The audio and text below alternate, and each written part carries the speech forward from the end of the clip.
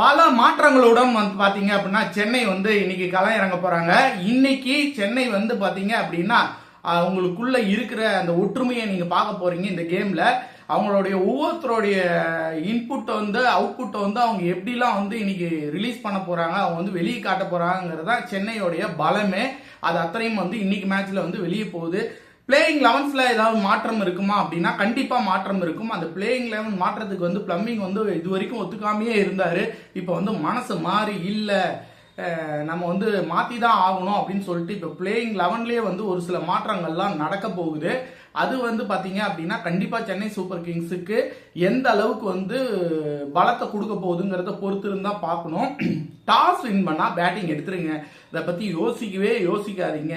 அதே மாதிரி நம்ம பவுலிங் போட்டோம் அப்படின்னா கலீல் அகமது ஒரு பக்கம் போட்டுட்டு இருக்காரு, நல்லா போட்டுட்டு இருக்காரு, ஒரு விக்கெட் எடுத்து கொடுத்துட்றாரு, சூப்பரா போட்டுட்டு இருக்காரு. இந்த பக்கம் பாத்தீங்க அப்படின்னா அவருக்கு ஆப்போசிட்ல வர பவுலர் நல்லாவே போடுறது இல்லை. அதனால கலீல போட்டீங்க அப்படின்னா இந்த பக்கம் 10 ரனாக்கு ஒரு ஓவர் 2 ஓவர் கொடுங்க, தப்பே இல்லை. எண்டிங்ல வந்து நம்ம வேற யாரையாவது வச்சு மேனேஜ் பண்ணிக்கலாம். இந்த மாதிரி நிறைய சின்ன சின்ன மிஸ்டேக்ஸ் வந்து யார் சரி பண்ணணும் அப்படின்னா பாத்தீங்கன்னா ருத்து தான் சரி பண்ணணும். ருத்து சரி பண்ணாரு அப்படின்னா அதே மாதிரி பாத்தீங்கன்னா ஜடேஜா 4 ஓவர் போடவே இல்லை, அஸ்வினும் 4 ஓவர் போடவே இல்லை பல மேட்ச்ல.